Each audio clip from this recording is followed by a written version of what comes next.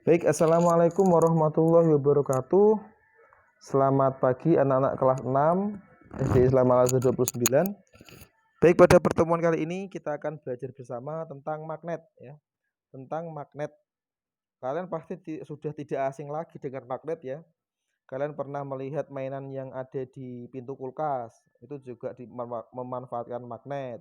Kemudian penutup tas atau dompet, itu juga beberapa memanfaatkan magnet.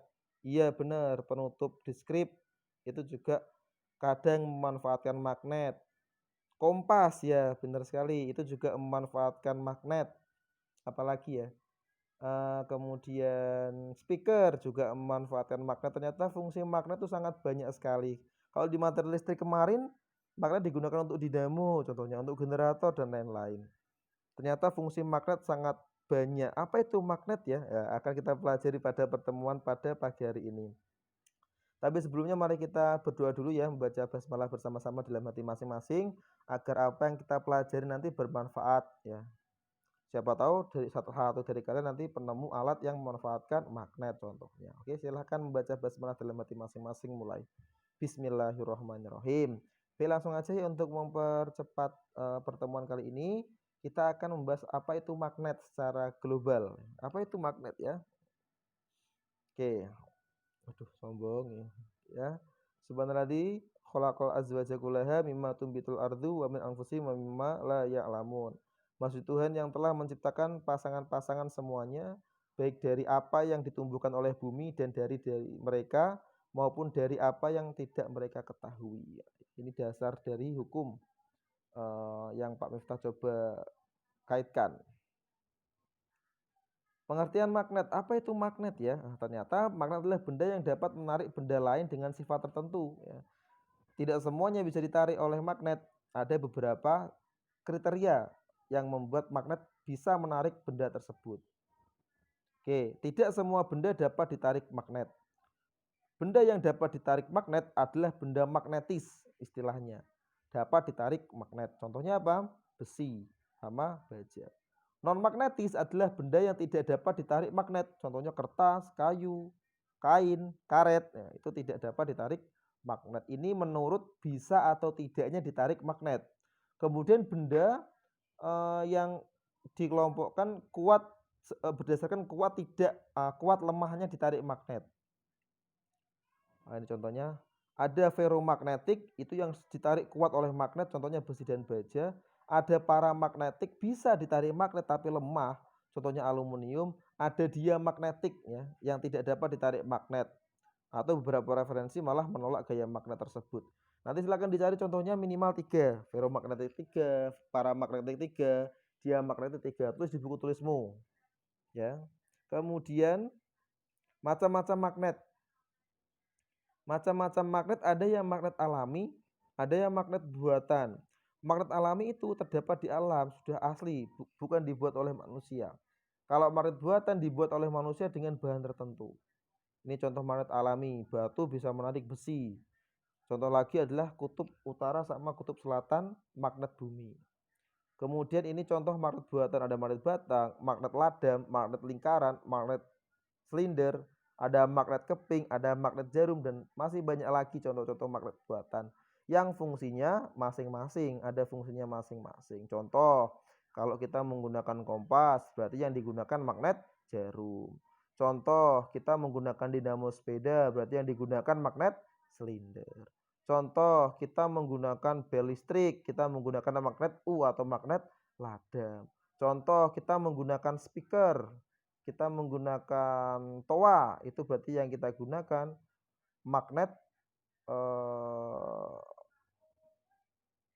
magnet lingkaran, kadang lingkaran kayak gitu ya.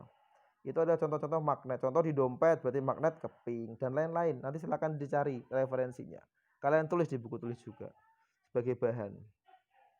Next, kemudian gaya dan medan magnet. Apa itu gaya, apa itu medan? Kita bahas satu persatu. Gaya magnet adalah gaya tarik atau dorong. Gaya tarik atau dorong yang ditimbulkan magnet. Ya. Gaya tolak atau gaya tarik yang ditimbulkan magnet. Contoh nih, gambarnya seperti ini. Kalau medan magnet, daerah yang masih dipengaruhi oleh gaya magnet. Kalau benda itu masih dipengaruhi gaya magnet, berarti itu namanya berada di medan magnet.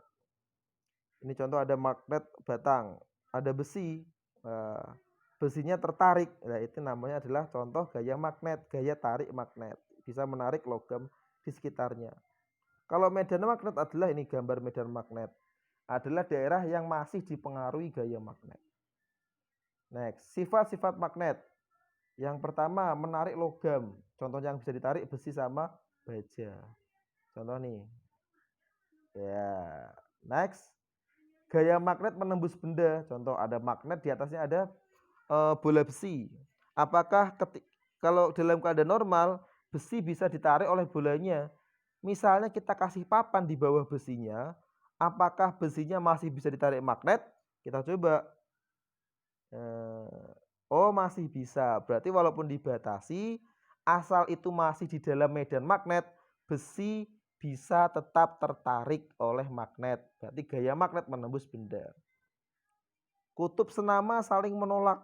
Kutub utara menolak kutub utara, kutub selatan juga menolak kutub selatan. Contohnya seperti ini. Kita dekatkan nih, menolak kan, kutub selatan saling sama-sama selatan menolak. Kutub berbeda saling menarik. Contoh ada kutub selatan, ada kutub utara, mereka akan tertarik. Ya, itu namanya berpasang-pasangan tadi ya, seperti ayat yang di awal tadi. Kalau beda akan tarik menarik, tapi kalau sama akan tolak menolak. Gaya magnet terbesar berada di ujung kutubnya. Gambarnya seperti ini. Kalau kalian ingin mengujinya, kalian silahkan pakai pasir besi, kemudian ditawur-tawurkan. Yang paling banyak pasir besinya itu berarti adalah medan gaya magnet terbesarnya. Kalau di batang ada di ujung kutubnya yang paling besar. Ada di ujung kutubnya. Contohnya ini diperbesar. Paling banyak terdapat biji besinya itu adalah gaya magnet terbesar. Cara membuat magnet ada 3 cara yang kita bahas. Yang pertama menggosok. Perhatian ketika kita menggosok ya, menggosoknya searah. Contoh menggosok, set, set. Nah, kayak gini menggosoknya. Ya, terus nggak boleh di asak-asak nggak boleh, harus searah kayak gini. Nah, nanti akan timbul besi yang ini besi. Tak gambar sebentar ya.